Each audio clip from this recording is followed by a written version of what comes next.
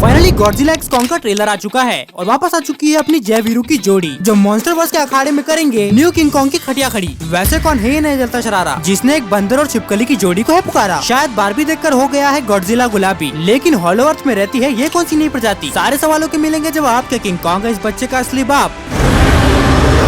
Godzilla x Kong के trailer में हमें इस मूवी के विलन का फर्स्ट लुक देखने को मिलता है, लेकिन ये है कौन? इस प्राणी का नाम है स्कार किंग एंड ये रूल करता है हॉलो अर्थ पे, जो इस मूवी के डायरेक्टर साहब के हिसाब से दोनों को अकेले पेलने का दम रखता है। एडम विंगार्ड जो इस फिल्म के डायरेक्टर है, उन्होंने एक इंटरव्यू में कहा, हम कॉन्ग और गॉडजिला के सामने एक ऐसे विलन को लाना चाहते हैं जो दोनों की बराबरी कर सके। कुछ रिपोर्ट्स की माने तो स्कार किंग की एज 100 साल से भी ज्यादा बताई जा रही है और शायद ये भी हो सकता है कि स्कार किंग वही प्राचीन खलनायक हो जिसने स्कल आइलैंड में कॉन्ग के पूर्वजों को टक्कर दी थी और ऐसे खूंखार मॉन्स्टर से लड़ने के लिए चाहिए इसके जैसे ही खूंखार मॉन्स्टर्स। लेकिन फिर ये गॉडजिला ओपनहाइमर की जगह गुलामी बारबी बन के क्यों घूम रहा है?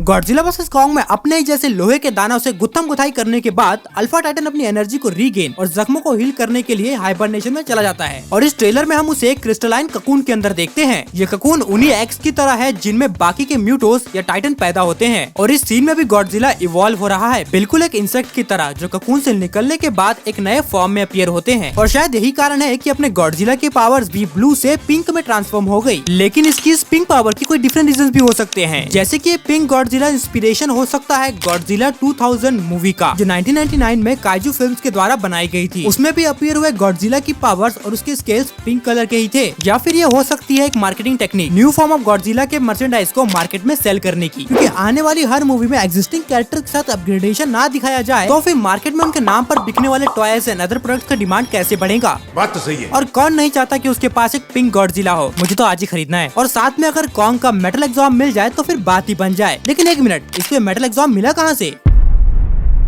मेरे प्रेडिक्शन के हिसाब से कॉन्ग को उसका एग्जाम स्कार किंग से फर्स्ट बैटल के बाद मिलेगा। मे भी ऐसा हो सकता है कि स्कार किंग से हुई फर्स्ट बैटल में कॉन्ग अपनी एक्स और अपना हाथ तुड़वा बैठे और फिर ये लोग जो कॉन्ग की तलाश में उसके पीछे पीछे हॉलोवर तक आए हैं वो उसे एक exam they they for extra support. और मे भी कॉन्ग को उसका एग्जाम देने का सेम वही रीजन हो सकता है जो गॉडजिला का पिंक होने का है, पैसा। अब बात कर लेते हैं दो माइनर क्वेश्चंस की। ये बंदर का बच्चा कौन है और हॉलोवर्थ की सिविलाइजेशन का क्या रोल है इस मूवी में? बात करें इस बंदर के बच्चे की तो नहीं यार, ये स्कार किंग का फ्लैशबैक नहीं है। ये बंदर का बच्चा मे बी डीएनए हो सकता है स्कार किंग का जिसे वो जंगल में मंगल कर भूल गया और फिर इस मूवी में आगे चल के हमारा कॉन्ग एक फादर फिगर बन के उसे अडॉप्ट कर ले। और बात रही इस हॉलोवर्थ की सिविलाइजेशन की तो ये मे बी कनेक्टेड हो सकती है गॉडजिला के पावर सोर्स से, क्योंकि इनके एंशिएंट टेम्पल की थीम एग्जैक्टली मैच करती है गॉडजिला के ककून से। तो इस सिविलाइजेशन का रोल इस मूवी में भी इम्पोर्टेंट हो जाए। बाकी आपको ट्रेलर कैसा लगा मुझे कमेंट्स में जरूर बताना और भी कोई आपके इस ट्रेलर से रिलेटेड सवाल है तो मुझे कमेंट में जरूर से पूछना। इसी के साथ कांतारा चैप्टर 1 की एक बेसिक स्टोरी समझाते हुए मैंने एक वीडियो बनाई है जो कि आपको स्क्रीन पर शो हो रही होगी, तो इस पे क्लिक करो। मैं मिलता हूँ आपको उसी वीडियो में।